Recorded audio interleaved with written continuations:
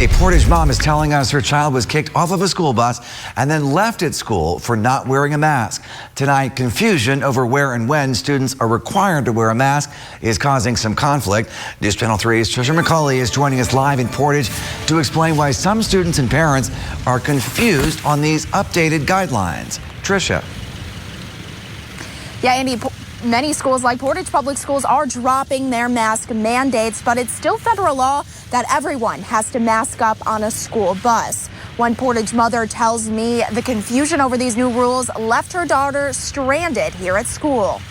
Many West Michigan students started the week without having to mask up in the classroom for the first time in years. She had thrown her mask away throughout the day because the mask mandate had been lifted at school, so she didn't think she needed it anymore, and she was excited. That is, until it came time to get on the bus. Angela Pequeno says her 7th grader was told she had to put on a mask to ride the bus home from school because of CDC rules in place. She said that she doesn't recall the bus driver having offered her one. She said she felt just really panicked and wasn't sure what she was going to do because she didn't know how she was going to get home. Portage Public Schools say they have masks available on all school buses for drivers and students who may not have one. School leaders say a student would never be prevented from getting on the bus because they did not have a mask. The district's transportation department says the student refused to wear one. Pequeno says her daughter was confused. Just to leave my kid at school, to me, that's just, and it wasn't just her. There was several other kids that were left at school also for the same reason. Portage school leaders say there is adult supervision for elementary students to make sure they get on the bus. But for middle and high school students, they have more individual discretion on whether they decide to ride the bus or not. Pequeno says she wants the district to take student safety more seriously. A 12-year-old girl walking home from school, what if she couldn't have got a hold of me, you know? What if she just decided to take it on her own and walk home? That's scary. Portage Public School leaders tell me masks will be required on buses as long as the CDC says so. The order requires schools to use their best efforts to make sure everyone is wearing a face covering while riding the bus. It ruins relationships and leads to lifelong trauma, especially for kids.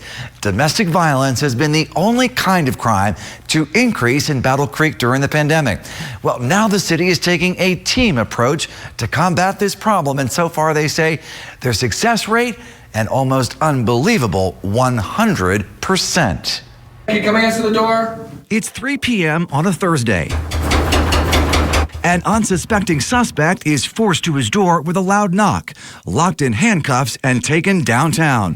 For Battle Creek Police, the element of surprise was on their side. Thank you. This man, just one of many with outstanding warrants. Domestic violence is huge. There's a lot of cases out there. On the day we were there, the number of pending cases in the Battle Creek area matched the area code. 269. Detective Aaron Smith is focused on repeat offenders, but his responsibility to the suspects doesn't end right after the arrest. I'm in constant contact with Community Corrections, who watches and observes them, whether it's by tether or no contact order, from the time of the arrest until their preliminary hearing or their court process. Detective Smith can afford to be this involved because of a Department of Justice grant that pays his salary. It allows him to serve as a liaison between police, the prosecutor's office, and social services. It's a new approach to an age-old crime that fast-tracks the case, a benefit to all involved. I think it's going to make it a little bit smoother so that, we kind of put them at ease. Many of those arrested for domestic violence crimes are in for an even bigger surprise when they appear in court. More on that in a moment.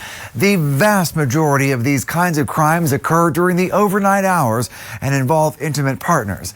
Well, no matter what time of day or night it is, Detective Smith connects victims right away to Safe Place, a shelter providing housing, food, a phone, whatever victims need. Melissa Smith is a crime victims advocate. They may not want services right then, but a lot of times they'll reach out later on for services. So that you feel that they do trust you, that you're genuine, that you're not like a cop or you're not trying to trick them. Exactly. So it's all about building that rapport. They're a person. They're not just a name in a police report. Assistant Prosecutor Dan Busher contacts victims right away. I will personally call them, and before we even talk about the legalities, how are you? How are your children? Do you have a place to go? Are you safe? We're in court on Zoom with District Judge Tracy Tomac. She handles the suspects who come before her with extra care. I would say that most of the people that commit domestic violence were either abused as children or grew up in a home where that was how conflict was handled. She will frequently sentence them not to jail, but to domestic violence intervention court. Suspects will have to complete a healthy relationships class. She says it's a system that works for everyone, and it works every time. Now, have any of those folks reoffended? None. What? None. None. Incarceration isn't the answer, as Judge Tomac will tell you. We're not asking for prison or jail time. Very seldom on these cases does it make any difference. I think it's a packed house at Otsego City Commission meeting tonight. The public coming out to make their feelings known about a plan that could raise their property taxes by hundreds of dollars. Tonight, News Channel 3's Andrew Feather is live at Otsego City Hall. And Andrew, city leaders say that they need this tax hike to keep paying for public safety, but not all residents are convinced. Yes, Andy, the big crowd gathered here today reacted overwhelmingly negatively towards the proposal. It would raise property taxes for everyone in the city, but city officials say the alternative is running out of money and losing out on some fire and police services. With the tens of thousands. A contentious meeting in Otsego as a standing room only crowd of more than 75 people spoke out against a proposed special assessment district aimed at funding the city's police and fire departments. A letter to residents says the proposed district would raise about $400,000 per year and cover all taxable properties in the city. For a property with a taxable value of $100,000, taxes would raise by $400,000. We just can't go and arbitrarily go to our neighbor and say, I want money from you. We have to live within our budget.